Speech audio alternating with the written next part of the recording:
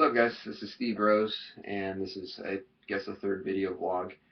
And I want to give you basically something that today I just had some struggling with, and most of these videos are going to be something that I'm just having an epiphany on, or something that I struggled with, and I studied about it.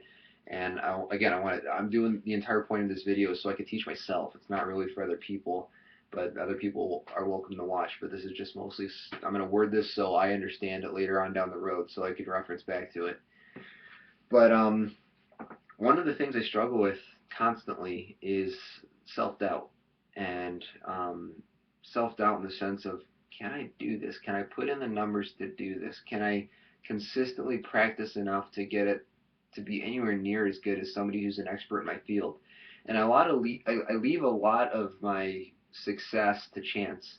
And what I mean by that is, a lot of times in my brain I'm thinking, well, I can't control whether this person's, say it's sales, I can't control whether the person on the other line or the person I'm sitting in front of is really looking to buy what I want. I can't control what his budget is. I can't control where maybe he's just having a bad day. I can't control that. Maybe he's not in a buying mood. I can't control that. Maybe 20 minutes ago he just bought what I'm selling, and I can't control that. I can't control whether the guy hates me because I'm white. I can't control whether the guy hates me because whatever.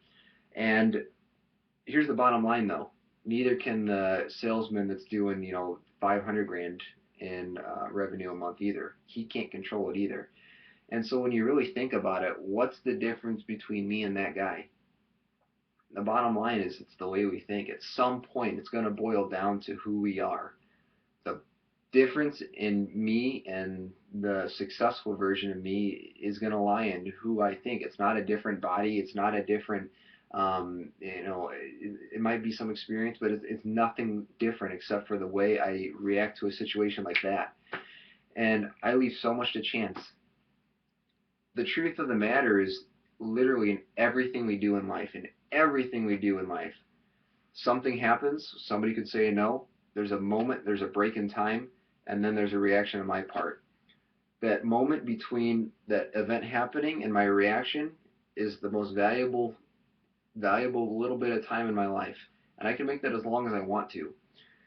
As long as I'm getting frustrated and emotional about it, that gap is going to shorten and shorten and shorten, and I'm just going to have the event happen to me react, the event happen to me react.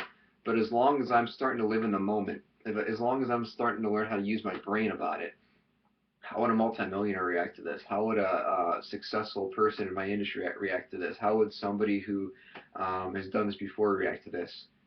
I start to slowly and slowly and slowly change the way I think and the way I react. The only difference between a multimillionaire version of me and where I am right now is the decisions I'm going to make. And it's getting around people who make multimillionaire decisions and basically putting myself in my shoes and putting myself in their shoes in every situation I come across. It's the same thing with any success, though. It doesn't just have to be sales. It could be, it could be networking, whatever. Say it could be coaching. I have no control how ambitious the guy is. I have no control over if the guy had a fight with his wife. The only thing I can do is be the best multimillionaire version of me that I can be, and react to it in the proper way that a multimillionaire would. And here's the other thing too, is living in the moment like that, noticing that little break in time where you have a decision. Is you notice you have a choice in literally everything we do. It doesn't matter what it is. Everything that we come across in our life, there's going to be a choice at, and a lot of people refuse to acknowledge that.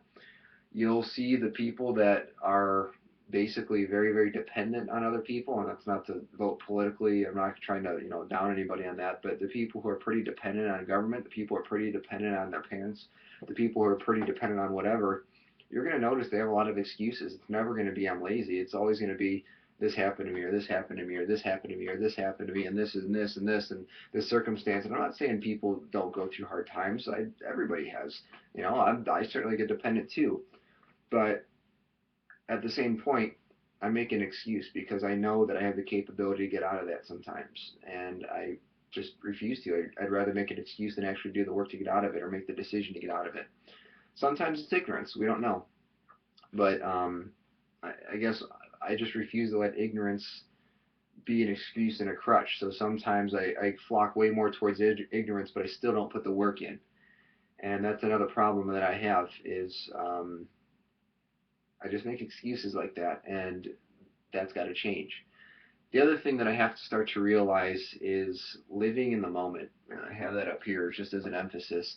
Living in the moment is one of the hardest things for me because I'm super analytical. I think I'm making videos like this so I could reference back to them, so I could think on them and wrestle with them. And when I go through certain times, when's the last time, sincerely, when's the last time I really noticed a breath of fresh air going in my lungs? When's the last time I noticed air? When's the last time I noticed food going down my, my throat? When's the last time I just felt my hands go like this? I noticed this. I noticed the feel of it. I just was silent. I noticed the sounds around. When's the last time I just sat with nothing around and noticed the world around me? It's funny because my entire life's lived up here, kind of, right? And living up here isn't necessarily reality. Living up here is kind of like that spiritual world that I talked about. It's a thought world. It's amazing how the thought world influences the world today. Like, this computer, this video cast wouldn't be happening. It was originally an idea. An idea got manifested into the physical realm. Well, sometimes it just helps just to let go for a second, clear the mechanism, feel the ground beneath your feet, feel the shirt against your skin, uh, feel the voice cords, whatever, going in your throat. Notice yourself in this exact moment. And when you do that, you notice the decisions that you have in everything. You notice the choice. Well, there really is a break in time here that I have a choice to make. There really is a choice. Somebody might have yelled at me. There really is a choice now. When you start being able to live in the moment, there's peace. When you have a peace and you're not emotionally attached to something, you don't automatically react. You actually do something because you choose to do it. You don't leave it to circumstances. You don't leave it to emotions. And when I'm frustrated like this, when I go through a ton of failure, because it takes a lot to get something as part of your spirit, and I'm going to make a video completely separate about that, but it takes a lot to change your thinking habit. It takes a lot to change who you really are, because when you change that point in time when you are living in that moment, you're not thinking of anything. You're noticing the breath going in your lungs. You're noticing the shirt against your skin. You're noticing the voice. You're noticing the things around you. You're completely in the here and now of the moment, and you notice yourself thinking like that person that you want to be, the multimillionaire, the Christ-loving, the awesome husband, whatever it may be. Your soul's changed. Everything about you's changed. Life's different now. Life's happier, and it feels good. It's like an epiphany, and it feels like you could literally walk on water. It feels like you're invincible. The point is, though, it's a maturity level to stay there. It's a consistency. It's an emotional intensity that you have to be able to say, yes, I'm willing to go through this garbage, because it's going to hurt to change. It's not natural. What's natural is to do what feels good, but what feels good usually is the worst thing you can do for you sometimes. That it's not that hard, but it's just a lot easier to do the unnatural thing and just go please yourself. And I guess that's what I gotta say is notice your choices in literally every moment you have, because if you don't, the world's going to take that from you, and you're going to blame the world for all your circumstances when really you have a choice in everything you do. You have a choice to react like a multimillionaire would, and you have a choice to react like they wouldn't. And don't use ignorance as an excuse, and don't use lack of action as an excuse anymore either. You're better than that, and you're going to be a winner. You're going to be somebody that's going to mean something. You're going to affect a lot of people. So be that person. Don't act like it. Be it, because that's who you are.